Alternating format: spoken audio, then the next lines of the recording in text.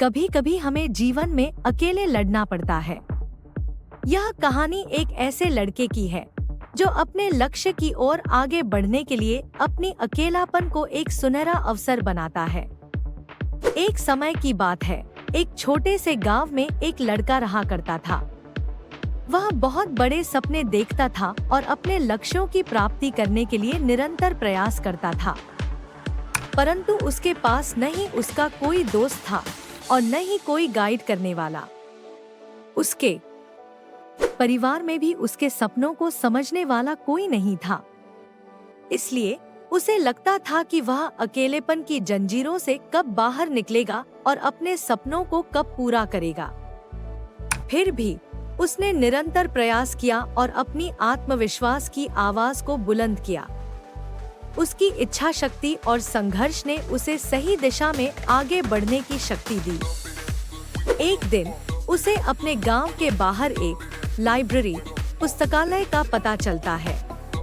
वह आश्चर्यचकित हुआ क्योंकि उसे पहले कभी ऐसी जगह नजर नहीं आई थी। धीरे धीरे उसने उस लाइब्रेरी पुस्तकालय के दरवाजे पर कदम रखा। वहां जाकर उसने देखा कि लोग पुस्तकों के बीच खोए हुए हैं और वहां की शांति, पूर्णता और ज्ञान के वातावरण ने उसे संतुष्ट कर दिया। अपनी उत्कृष्टता को पहचानते हुए उसने यह निर्णय लिया कि वह लाइब्रेरी पुस्तकालय में समय बिताएगा। धीरे धीरे वह लाइब्रेरी पुस्तकालय की विभिन्न किताबों को पढ़ने लगा और नई दुनिया की खोज में निकल पड़ा। दिन बीतते गए और उसका ज्ञान दिन प्रतिदिन बढ़ता गया और वह अच्छे लेखकों और दर्शकों के साथ रिश्ते बनाने लगा। इसी के साथ उसने लिखने का भी मन बना लिया। उसने कई लेख लिखे जिसमें से उसका एक लेख प्रकाशित हुआ और उसे अवसर मिला अपने लेखकीय कौशल को दुनिया के सामने प्रदर्शित करने का।